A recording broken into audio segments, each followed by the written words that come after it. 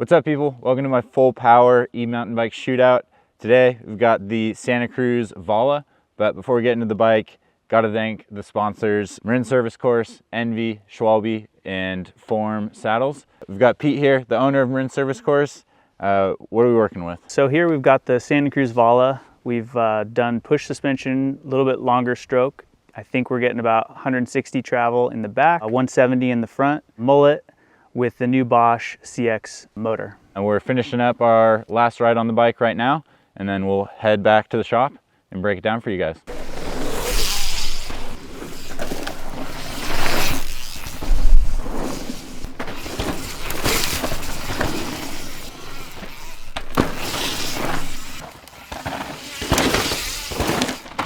We just wrapped up our last ride on the Santa Cruz Vala.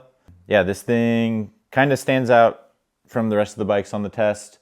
Nick, what'd you think? It definitely felt a lot closer to a normal bike, I would say, than a lot of the other bikes. I'd say it rode pretty lively and light. Probably the most maneuverable in terms of turning side to side and just in general maneuverability. I think it does have the shortest wheelbase for sure of everything tested, which is apparent at a higher speed. Not the most like encouraging to push hard on. I'd say it's like more of like a play bike than a like go fast bike. At least for me, that was what it felt like. Yeah, I don't know.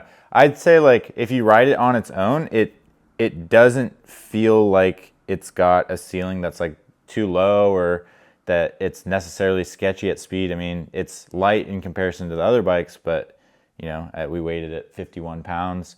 And you know, in this configuration here, we've got it long stroked, so it's got a bit of extra travel, 170 fork. When I spent time riding this bike, I didn't really feel like I was being limited, like going fast and pushing, but then once you hop on something like the gas and ride this back to back, you go back to this and it feels twitchy compared to that. But if you're operating in this zone, I still felt like you know, the ceiling was fairly high. It stands out in that regard that it's a much more lively and responsive bike than the other end of the spectrum that we have on this test. Yeah, I just thought the direction changes happened the quickest, and like you said, the wheelbase is the shortest. We'll give you the number, but this is a size large, and in the low that we have it here, it's a 477 reach, a 443 chainstay, and the wheelbase is 1268. So yeah, I felt like you could put this bike in tighter places.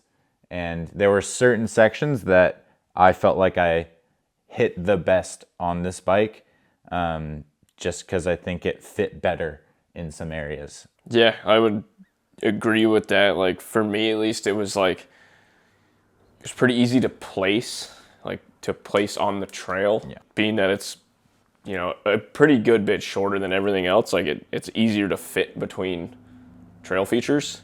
It definitely is easy to get the front wheel up on, like to lift the front. Obviously the rear end is actually like, it's probably not the shortest on the test, but it's definitely on the shorter end of things. And like, I did enjoy the rear suspension of it. Like I felt like it was well balanced. It just didn't, you know, it didn't have any like crazy standout, but it just did things pretty darn well across the board.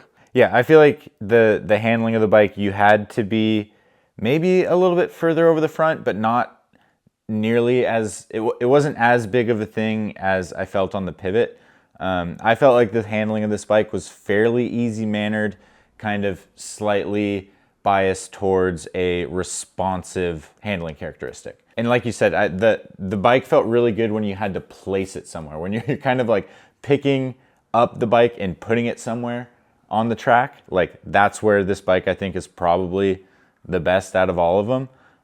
It's maybe not the best if you're looking to like hold a line through chunky stuff, or if you're holding a line through a flat corner with a bunch of rocks. The bike is maybe a little bit more twitchy in that regard, but it's not necessarily bad there. And yeah, I think it being a mullet wheel setup definitely plays into that as well. Just like being able to place the rear wheel in that sort of way. You kind of learn to ride the bike for what it's good at, and I definitely enjoyed riding this bike, especially on kind of like the tighter places that we had on our test loop.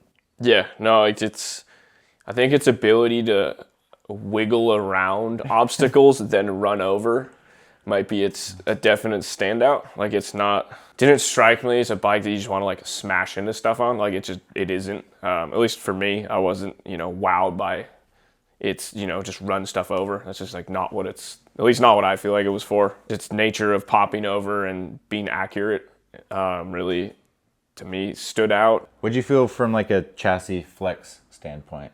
I'd say that was good. Like I guess the reason why I say that is I didn't think about it. It felt pretty balanced, like not stiff or not too soft. I guess in like a weird way, like nothing stood out. I wasn't like blown away by anything, but I wasn't like that was sketchy. Ultimately, that's like how I felt riding the bike. Is like it's honestly kind of weird. Like it's like it was a bike. I rode it. It was fun. Honestly, I had a lot of fun climbing this bike. That was like the most fun I had on this bike, which is maybe I'm just a climber now. I don't know, but everyone's a climber. Yeah, but like that was like where I was like, this is sick. Like just popping like uphill. Like we did a slightly different route, at least when I was riding this bike, and going up and over roots. You could almost like seat bounce up them.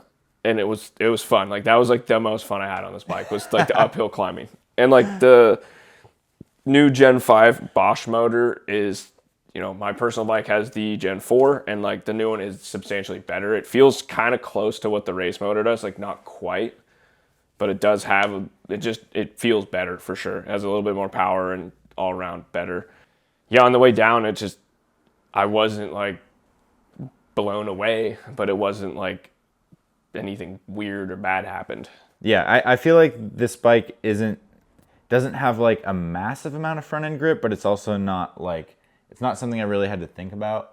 And I think that kind of comes with the front center of the bike not being absurdly long, and it's kind of a moderate chainstay length. Like I just think this is like a very well-mannered bike.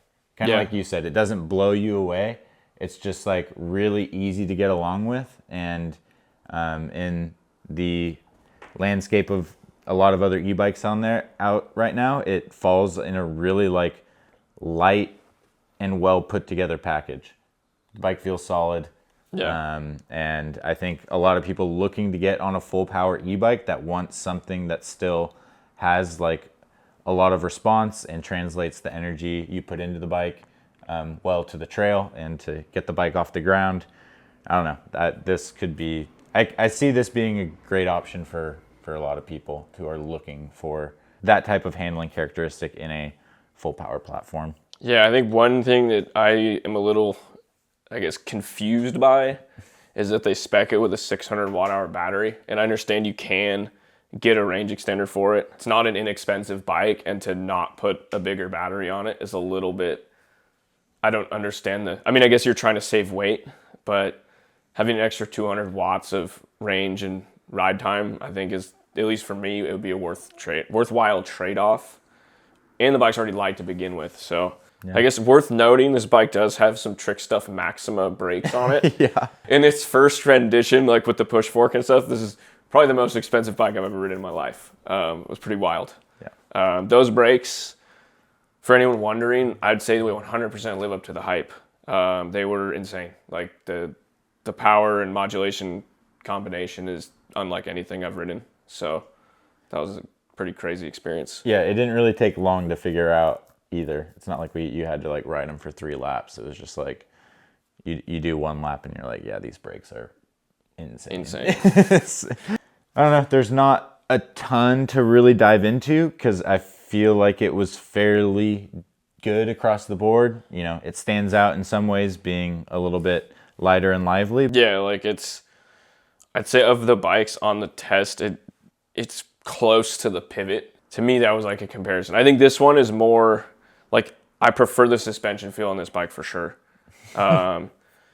It just, yeah, like today it was fun to like hop on the bike and try to like pop around and find little gaps on the trail and stuff. That was like, I think that's where this is good. It's just like popping around and like, honestly, like the bike clearly was developed in Santa Cruz, and it would be sick in Santa I think it would be a really fun bike in Santa Cruz. Obviously, like the terrain that it was developed on, it probably rips on. Say not my favorite, but definitely not at the bottom. No way. Like it's just all around solid bike.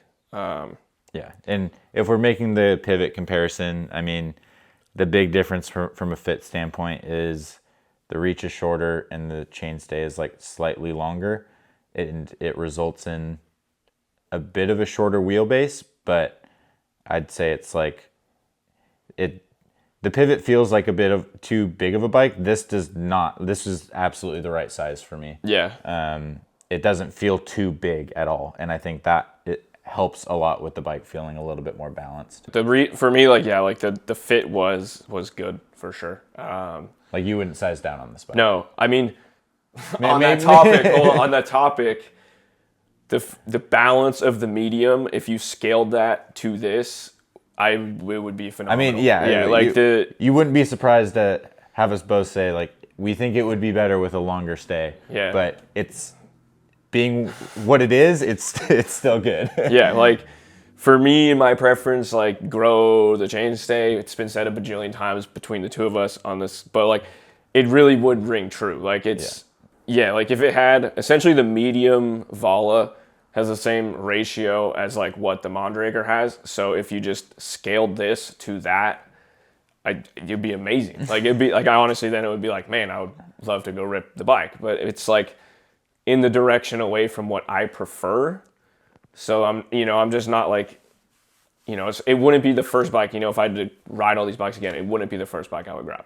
This set of geometry numbers is popular for a reason. Very well-mannered bike that a lot of people will probably end up being stoked on. But I think that's about it for the Santa Cruz Vala. Thanks to Peter for lending out this insane bike, like Nick said, with the push setup. Like this is legit a $20,000 bike, about there. It's the full Dennis spec. But yeah, thanks to Marin Service Course for providing the bikes and making this whole series possible, along with ENVE, Schwalbe, and Forum saddles. But that's about it. We'll see you guys in the next video. Honestly, like I had a hard time talking about this bike because it's like, how do you describe vanilla ice cream? It's like pretty good, well-rounded, like nothing stand out. You're not going to say no to having ice cream, but you're not going to say no to riding the e-bike. It's pretty fun, but it's like, yeah. It's vanilla. It's vanilla. Like, I hate to say it. It's kind of vanilla. There you go. Real take, Nick Doman.